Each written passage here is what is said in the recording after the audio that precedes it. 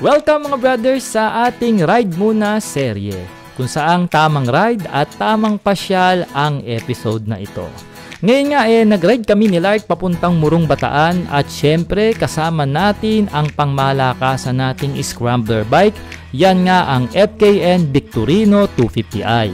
At kung interested nga pala kayo sa motor na ito mga brothers at sa mga iba pang motor ng FKM, maaari po kayong mag-PM sa ating FB page para ma-assist kayong mag-avail.